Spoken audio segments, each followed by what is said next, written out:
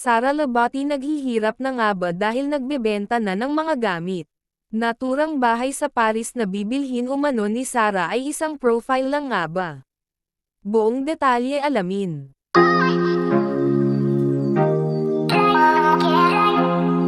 Taong 2024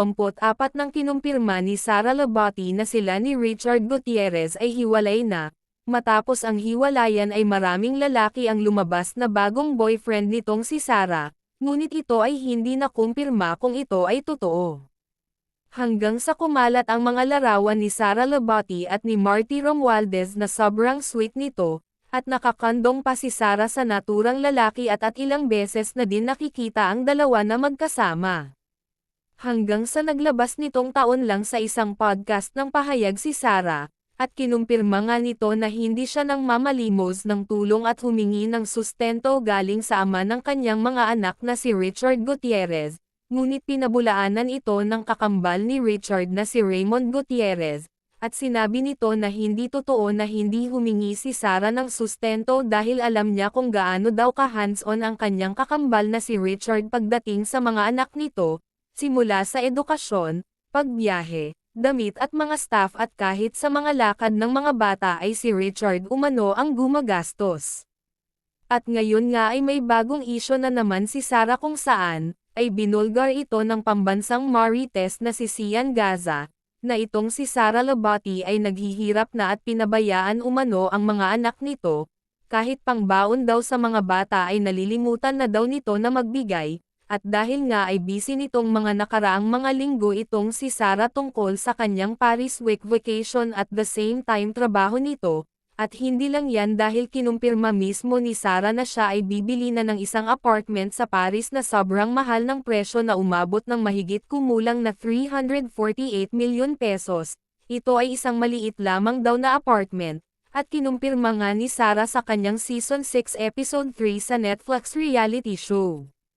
Sa kadahilanan kaya niya gustong bumili ay dahil umano sa kanyang trabaho sa Paris na Fashion Week, umaabot daw kasi ng 5 beses bawat araw ang kanyang trabaho, at sinabi din nito na gusto niya din talaga bilhin para daw sa kanyang mga anak para sa kanilang pagkolehiyo may matutuluyan daw ang mga ito.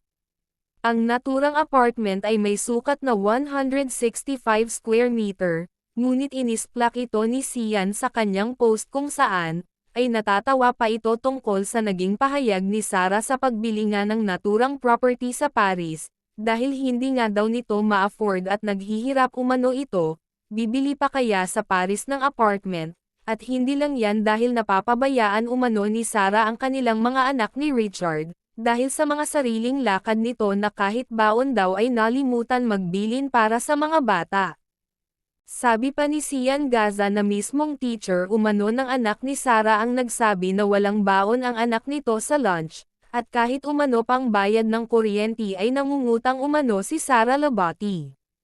Samantala, sa hindi nakakaalam ay malaki ang sahod o payment bawat pagdalo ng mga artista sa Paris Fashion Week, dahil umaabot ito ng ilang milyon. Tulad na lang ni Heart Evangelista na kumikita bawat isang rampa sa Fashion Week sa Paris ng 2 milyon na peso, at kung sakaling pareho si Heart at Sara ng sahod bawat rampa, ay talagang makakaya niya bumili ng ganon kamahal na apartment sa Paris, dahil 5 beses siya rumarampa umano sa bawat araw.